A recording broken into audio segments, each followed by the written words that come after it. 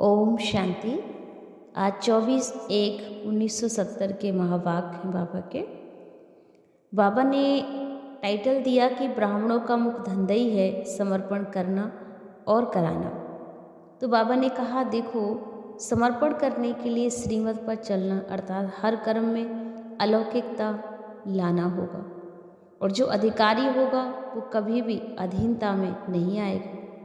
अगर वरदाता ही भूल गया तो वरदान भी खत्म हो जाएगा। बाबा ने ये भी कहा, विस्मृति का कारण है अपनी कमजोरियाँ, तो हर कर्म श्रीमत पर करो। श्रेष्ठ कर्म से श्रेष्ठ जीवन स्वतः ही बनेगा। तो पहले अपनी चेकिंग करो, फिर कर्म करो, तो सफलता आपको अवश्य मिलेगी। बाबा ने हमें समर्पणता को लेकर भी बात की कि बच्चे संपूर्ण समर्पण बुद्धि बनना है, और जितना हम समर्पण बुद्धि बनेंगे उतना ही हम ईश्वरीय कार्य में सहयोगी बन सकेंगे। बाबा ने आज माताओं और कन्याओं को भी बहुत याद किया कि माताएं भी बाबा की बहुत सहयोगी हैं इस ईश्वरीय कार्य में। तो माताओं के लिए बहुत सहज है, सिर्फ बाबा को याद करना है। बस दिल से बाबा को याद करें तो भी बाबा से सारी प्राप्तियां कर सकती हैं। कुमारियों को भी बाबा ने कहा कि अगर समय आने पर इस स्थिति को कुमारियां प्राप्त कर लें कि हमें अपने आप को ऐसा पाठधारी बनाना है जो अनेकों को हमसे कुछ प्राप्ति हो, तो उसके लिए कुमारियों को दौड़ने में तेज होना पड़ेगा। तो ईश्वरीय दौड़ में तेज जाना चाहती है ना, तो फर्स्ट आने वाले ही फर्स्ट नज़दीक आएंगे। जैसे साकार फर्स्ट गया ना, लक्ष्य तो ऊंचे ही रखा ना सबने। तो लक्ष्य संपूर्ण है तो पुरुषार्थ भी संपूर्ण ही करना होगा, तब भी संपूर्ण पद भी मिल सकता है। तो संपूर्ण पुरुषार्थ सभी कुछ बातों में संपूर्ण समर्पण हो जाओ, और जो संपूर्ण समर्पण ईश्वरीय कार्य में होगा वही सर्व प्राप्तियां भी करेगा। बाबा ने भी कहा, धारणा से कर्म ऑटोमेटिकली होगा। धारणा का अर्थ ही होता है हर बात को बुद्धि से उसको पूरा करना। तो धारणा ही हमारा धर्म है, तो धारणा मूर्त बनकर करें। बाबा ने ये भी कहा कि माताएं बुजुर्ग हैं और वह जो है बहुत दुखी हैं, थकी हुई आई हैं। तो बाबा उन बच्चियों को बहुत प्यार करता है, उनके पैर भी दबाता है और उन्हें कहता है कि बच्चे, भावना का फल ही बाबा लेने आया है। माताओं को जास्ती मेहनत नहीं कराएंगे, पर दिल से मुझे याद करें, बाबा कहें तो बाबा उनकी हर मुराद पूरी कर देता है। अब सुनेंगे विस्तार से बाबा की वाणी। बहुत ही स्पेशल और बड़ी वाणी है बाबा की आज की। बाबा ने कहा कि अपने जीवन की नैया किसके हवाले की है? शिव बाबा के। श्रीमत पर पूर्ण रीति से चल रहे हो। श्रीमत पर चलना अर्थात हर कर्म में अलौकिकता लाना चाहिए। शिव बाबा के वर्षे का पूरा अधिकारी बनने को समझते हो? जो वर्षे का अधिकारी बनेगा उन्हें सर्व के ऊपर अधिकार होगा। वह कोई भी बात में अधीन नहीं होता। अगर अधीन होते हो तो देह के संबंधियों व देह के कोई वस्तुओं से, तो ऐसे अधीन होने वाले अधिकारी नहीं हो सकते। तो अधिकारी अधीन नहीं होते। सदैव अपने को अधिकारी समझने से कोई भी माया के रूप के अधीन बनने से बच जाएंगे। हमेशा ये चेक करना कि अलौकिक कर्म कितने किए और लौकिक कर्म कितने किए। अलौकिक कर्म औरों को अलौकिक बनाने की प्रेरणा देगा। तो सभी ने यह लक्ष्य रखा कि हम सभी ऊंचे से ऊंचे बाबा के बच्चे हैं और ऊंचे से ऊंचा राजपद प्राप्त करने वाले बच्चे हैं। तो राजपद व जो मिलेगा वही ठीक है। जब ऊंचे से ऊंचे बाबा के बच्चे हैं ना, तो लक्ष्य भी तो ऊंचा रखना पड़ेगा ना। जब अविनाशी आत्मिक स्नेह है स्थिति में रहोगे, तभी अविनाशी सुख की प्राप्ति भी होगी। आत्मा अविनाशी है ना। मधुबन में आकर के मधुबन के वरदान को प्राप्त किया। वरदान बगैर मेहनत के सहज ही मिलती है ना, क्या मिलेगी? वरदान भी मेहनत के बिन नहीं मिलता। उसके लिए भी पहले हमें तप करना पड़ता है, तब हमें सहज प्राप्त होता है। फिर अव्यक्ति स्थिति में अव्यक्ति आनंद और अव्यक्ति स्नेह, अव्यक्ति शक्ति, इन सभी की प्राप्ति सहज रीति होती है। तो ऐसा वरदान सदैव कायम रहे, इसकी कोशिश भी बच्चों को करनी चाहिए। सदैव वरदाता की याद में रहने से ये वरदान अविनाशी रहेगा। अगर वरदाता को भूले तो वरदान भी खत्म। इसलिए वरदाता को कभी भी अलग नहीं करना। वरदाता साथ है तो वरदान भी साथ है। सारी सृष्टि में सभी से प्रिय वस्तु शिव बाबा ही वही है। तो उनकी याद स्वतः ही रहनी चाहिए। जबकि है ही प्रिय तो प्रिय एक, तो फिर उनकी याद भूलती ही क्यों है? जरूर और कुछ याद आता होगा। कोई भी बात बिना कारण के नहीं होती। विस्मृति का भी एक कारण है, और विस्मृति के कारण प्रिय वस्तु दूर हो जाती है।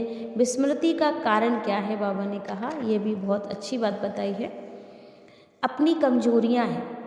जो श्रीमत मिलती है ना, उस पर पूरी रीति से बच्चे चलते नहीं हैं। कारण है कमजोरी, और कमजोरी के कारण विस्मृति होती है। विस्मृति में बाबा ने कहा कि प्रिय वस्तु भी भूल जाती है। इसलिए सदैव ही कर्म करने के पहले श्रीमत को स्मृति में रख फिर कर्म करो, तो फिर वह कर्म श्रेष्ठ होगा, और श्रेष्ठ कर्म से श्रेष्ठ जीवन स्वतः ही बनेगा। इसलिए हर कार्य के लिए अपनी चेकिंग करनी है। कर्म करने के बाद चेकिंग करने से जो उल्टा कर्म हो गया है उसका तो विकर्म बन ही गया। इसलिए पहले चेकिंग करो फिर कर्म करो। ईश्वरीय पढ़ाई बहुत सहज और सरल रीति से किसको देने का तरीका आता है। 1 सेकंड में किसको बाबा का परिचय दे सकते हो? जितना ही बाबा औरों को परिचय देंगे ना, उतना ही अपना भविष्य और प्रारब्ध बनाएंगे। यहाँ देना और वहाँ लेना, तो गोया लेना है। जितना देते रहो उतना ही समझो हम लेते हैं। इस ज्ञान का भी प्रत्यक्ष फल और भविष्य के प्रत्यक्ष प्राप्ति का अनुभव होता है। वर्तमान प्राप्ति के आधार पर ही भविष्य को समझ सकते हो। वर्तमान समय अनुभव भविष्य को स्पष्ट करता है। तो अपने को किस रूप में समझ कर चल रहे हो? मैं शक्ति हूँ, जगत की माता हूँ, यह भावना रहती है। जो जगत माता का रूप है ना, उसमें जगत के कल्याण अर्थ रहता है। शिव शक्ति रूप में तो कोई भी कमजोरी नहीं रहेगी। तो मैं जगत माता हूँ, शिव शक्ति हूँ, ये दोनों रूप स्मृति में रखना, तब मायाजीत बनेंगे। और विश्व कल्याण की भावना से कई आत्माओं के कल्याण के निमित्त भी बनेंगे। नष्टो मोह संबंध से वह अपने ही शरीर से बने हो। नष्टो मोह की लास्ट स्टेज कहाँ तक है? जितना नष्टो मोह बनेंगे उतना ही स्मृति रूप भी बनेंगे। तो स्मृति को सदा ही कायम रखने के लिए साधन है नष्टो मोह बनना। और नष्टो मोह बनना सहज है व मुश्किल है।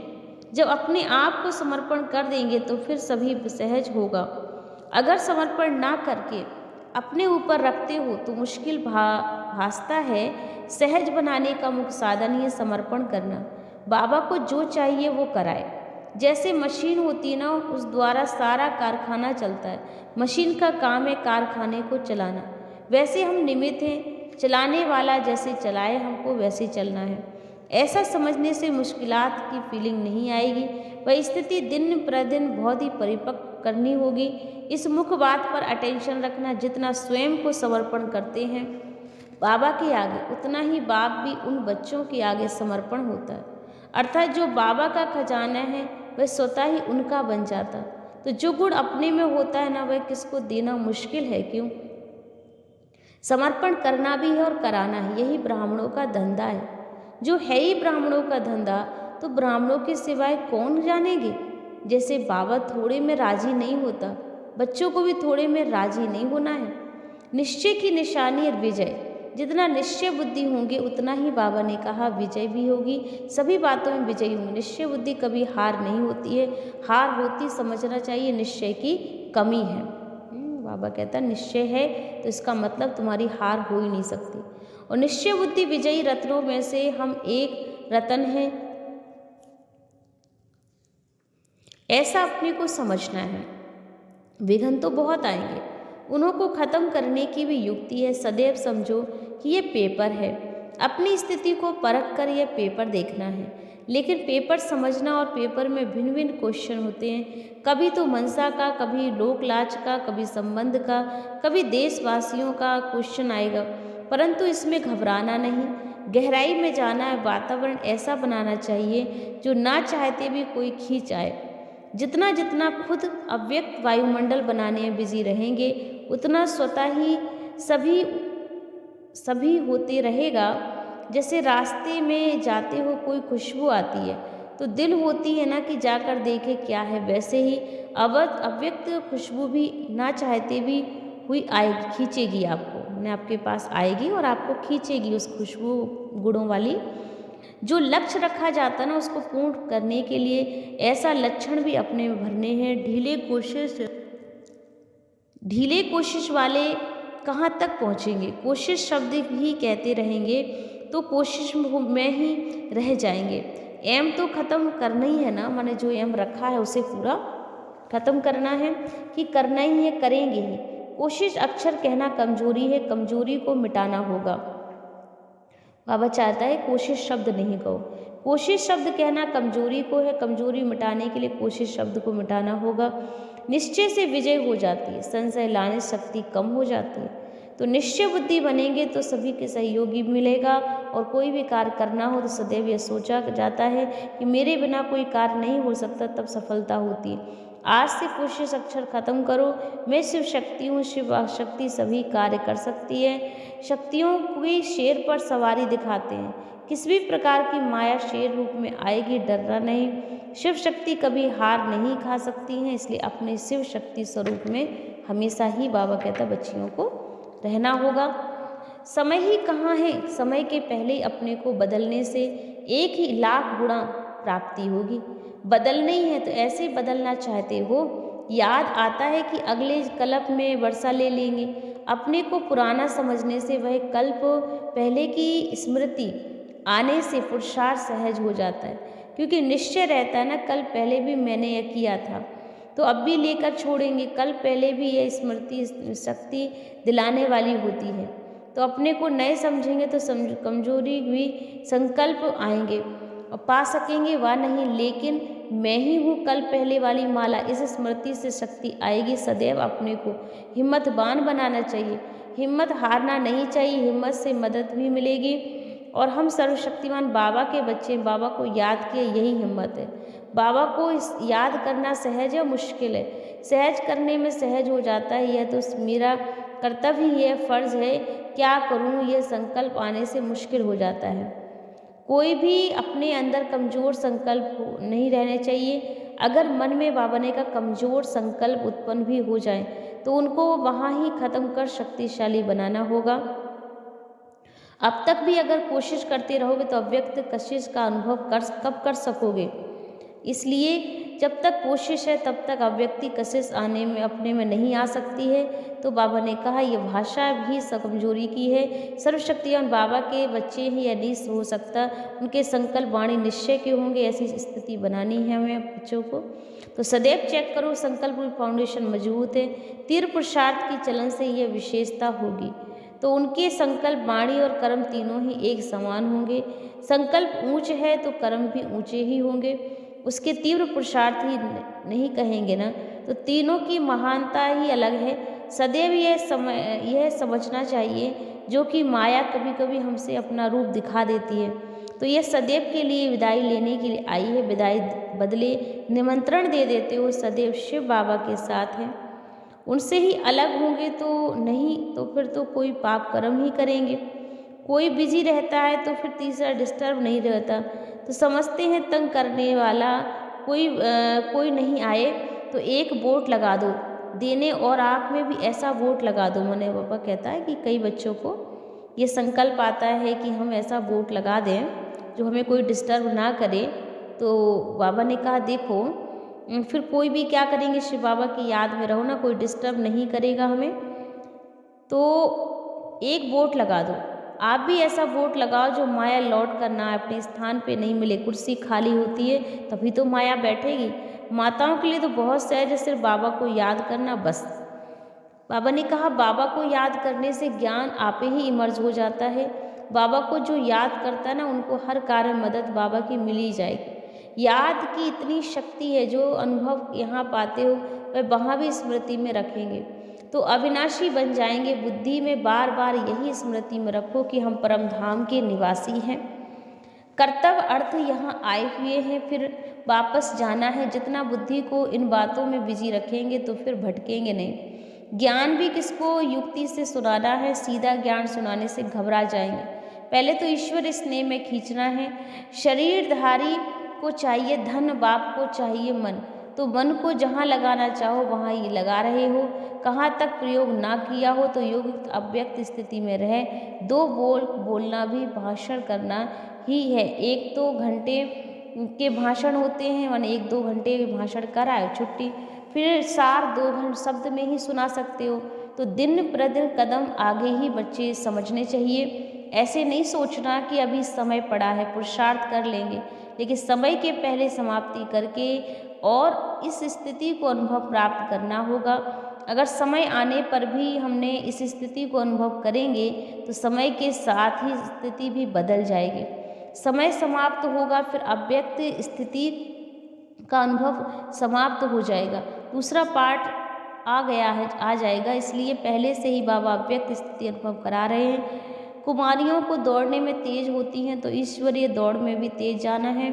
फर्स्ट आने वाले ही फर्स्ट नज़दीक में आएंगे। जैसे साकार में फर्स्ट गया ना, तो लक्ष्य तो ऊंचा ही रखा ना सबने।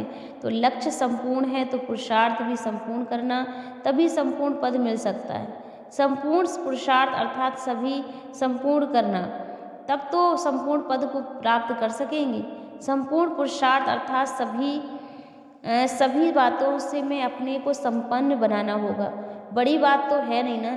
जानने के बाद याद रखना मुश्किल क्या है। जानने को ही नॉलेज कहा जाता है। अगर नॉलेज लाइट और माइट नहीं है तो ये नॉलेज ही किस काम की है, तो उनको जानना नहीं कहा जाता है।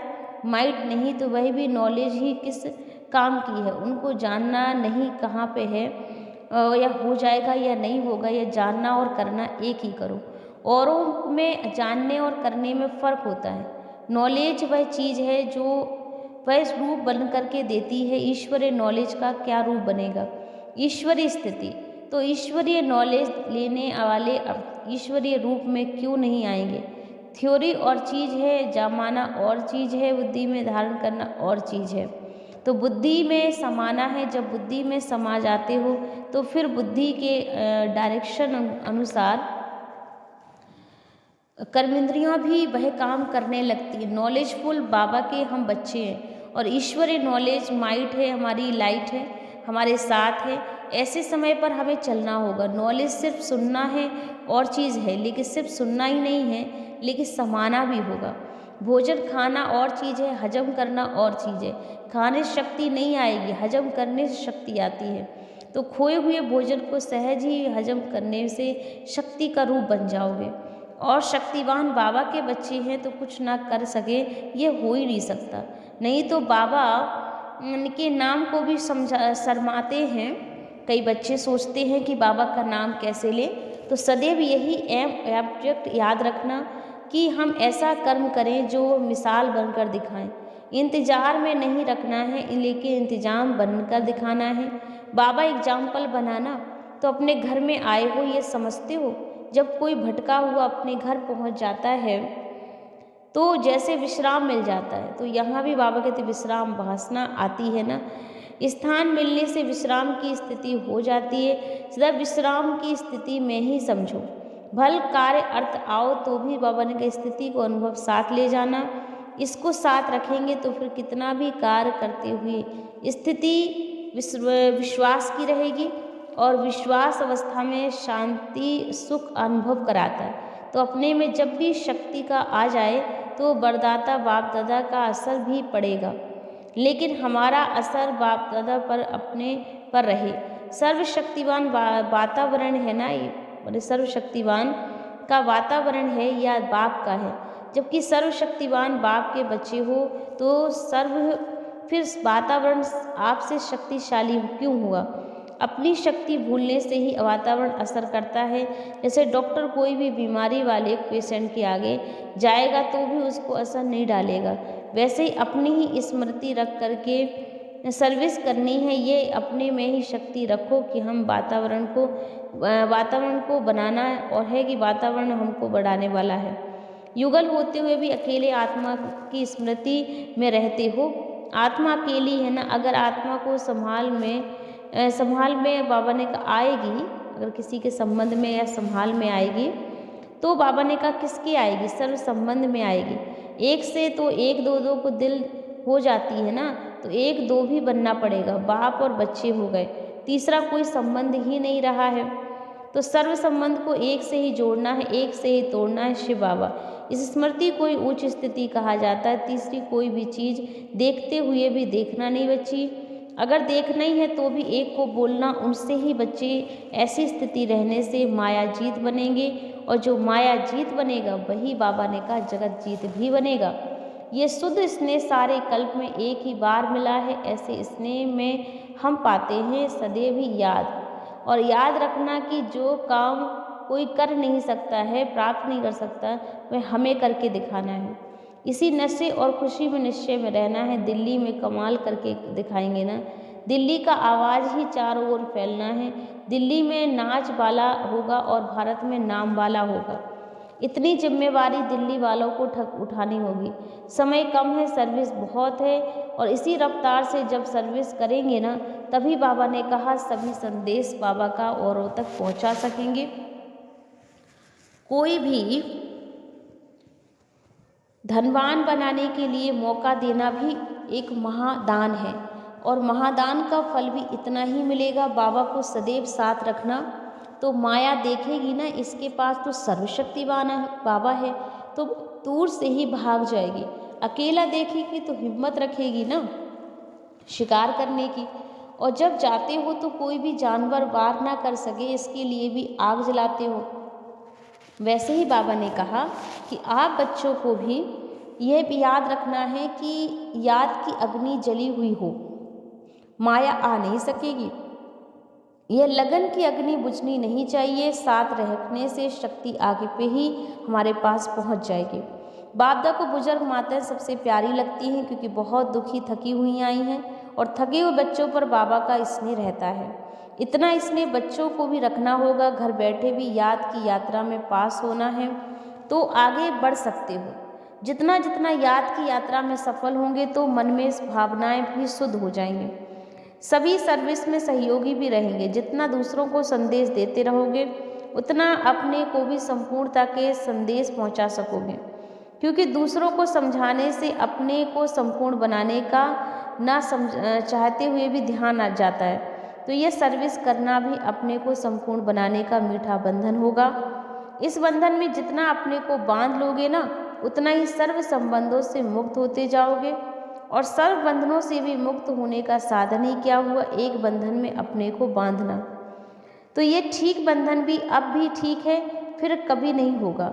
ये सभी ईश्वरीय बंधन में बंधी हुई आत्माएं हैं, और श्रेष्ठ कर्म करने से श्रेष्ठ पद को प्राप्त कर सकती हैं, और श्रेष्ठाचारी भी बन सकती हैं। तो एक ही श्रेष्ठ कर्म से वर्तमान बन जाता है और भविष्य भी बन जाता है, जिससे दोनों ही श्रेष्ठ हो जाते हैं। तो वह कर्म करना चाहिए। अहमदाबाद को सभी से ज़्यादा सर्विस करनी होगी, क्योंकि अहमदाबाद सभी सेंटर्स के बीच में है रूप, और बीच से ज़्यादा शक्ति होती है ना।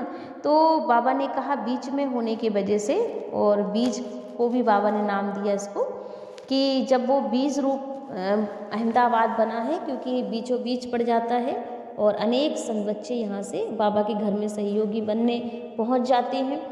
तो ज़्यादा शक्ति भी यहाँ से निकली है, खूब ललकार करने वाली। जो गहरी नींद में सोए हुए हैं वो बच्चे जाग जाएंगे। कुमारियाँ तो बहुत कमाल कर सकती हैं। एक कुमारी में जितनी शक्ति है ना, इतनी शक्ति बाबा ने का सफलता कुमारियों को दिखानी होगी।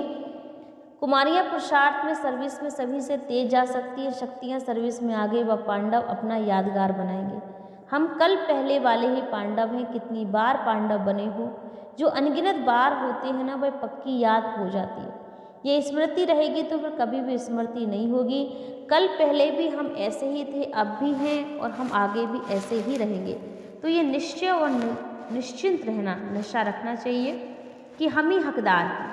किसके ऊंचे से ऊंचे बाबा के हम हकदार हैं। ये याद रहने से ही फिर सदैव एक रस अवस्था रहेगी, और एक की याद में रहने से एकदम ही अवस्था मजबूत हो जाएगी। और अव्यक्त सर्विस कैसे होती है यह भी बाबा ने का अनुभव होता होगा। अव्यक्त में सर्विस का साथ कैसे मिलता है, सदैव याद रखना।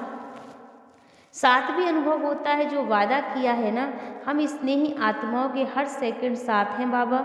ऐसे साथ अनुभव होता रहेगा। सिर्फ रूप बदला है लेकिन कर्तव्य वही चल रहा है। जो भी स्नेही बच्चे हैं ना, उन्हों के ऊपर भी छत्र रूप में नजर आ रहा है बाबा। छत्र छाया के नीचे सभी कार्य चल रहे हैं। ऐसी भावना आ रही है बच्चों को व्यक्त से अव्यक्त, अव्यक्त से व्यक्त में आना भी ये सीढ़ी उतरना और चढ़ना है। जैसे आदत पड़ गई हो, अभी अभी वहाँ, अभी अभी बाबा ने कहा यहाँ, जिसकी ऐसी स्थिति हो जाती ना तो अभ्यास हो जाता है, उसको ये व्यक्त देश में भी जैसे अव्यक्त भासना आएगी, स्मृति और दृष्टि बदल जाएगी। तो सभी एवर रेडी बन करके बैठे हुए हो, कोई भी देह के हिसाब किताब से भी हल्का रहना। वतन में शुरू शुरू में परीक्षाएं बहुत आई हैं, पंछियों का भी खेल दिखाते हैं, पंछियों को उड़ाते थे, वैसे ही बाबा ने कहा आत्मा भी एक पंछी है, जब चाहे तब उड़ सकती है। तो वह तब हो सकता है जब अभ्यास हो। जब खुद उड़ता हुआ पंछी बनेंगे तो औरों को भी एक सेकंड में उड़ता हुआ पंछी बना सकेंगे। अभी तो समय लगता है। अप्रोक्ष रीति से वतन का अनुभव बताया है और अप्रोक्ष रूप से कितना समय तक वतन में साथ रहते हैं। जैसे इस वस्तु के साथ वक्त व्यतीत करते हो, जिसका साथ स्नेह होगा वह कहाँ विदेश में भी होगी ना, तो उनका मन ज़्यादा उस तरफ रहकर भागेगा। जिस देश में वह होता है उस देश की वासी अपने को समझते हैं। वैसे ही तुमको भी सूक्ष्म वतनवासी बनना है और सूक्ष्म वतनवासी बनने के लिए सूक्ष्म वतन में इमर्ज करते हैं बाबा। वह खुद को सूक्ष्म वतन में साथ समझते हो, क्या अनुभव कर रहे हो? सूक्ष्म वतनवासी बाबा को यहाँ इमर्ज करते हो या अपने को सूक्ष्म वतनवासी बनाकर साथ रहते हो। बाप दादा तो यही समझते हैं कि स्थूल वतन में रहते भी भारतवासी बन गए हैं। यहाँ भी जो बुलाते हैं ना वही सूक्ष्म वतन के वातावरण में सूक्ष्म से सूक्ष्म सर्विस कर रहे हैं। अव्यक्त स्थिति में स्थित होकर मदद ले सकते हैं, व्यक्त रूप में अव्यक्त मदद मिल सकती है। अभी ज़्यादा समय अपने को फरिश्ता ही समझो और फरिश्तों की दुनिया में रहने से बहुत ही हल्कापन अनुभव होगा। जैसे कि सूक्ष्म वतन को भी स्थूल वतन में बसा लिया हो। स्थूल सूक्ष्म में अंतर नहीं रहेगा, तभी बाबा ने कहा संपूर्ण स्थिति में अंतर नहीं होगा। ये व्यक्त देश जैसे अव्यक्त देश मिल जाएगा, संपूर्णता के समीप आ जाएंगे। जैसे बाप दा व्यक्त में आते भी हैं ना, तो भी अव्यक्त रूप को व्यक्त अव्यक्त देश की अव्यक्ति प्रभाव में रखेंगे। वही बच्चों को अनुभव कराने लिए आए हैं। ऐसे भी आप सभी भी अपने को अव्यक्त स्थिति का अनुभव कराओ औरों को। अब अव्यक्त स्थिति की स्टेज संपूर्ण होगी तभी अपने राज में साथ चलेंगे। एक आंख में अव्यक्त संपूर्ण स्थिति, दूसरी आंख में राजपद स्थिति स्पष्ट देखने में आएगी। जैसे साकार रूप में दिखाई पड़ता है कि बचपन में भी रूप में सभी संपूर्ण रूप दिखते हैं, तो बस ये बन करके फिर यह बनना होगा।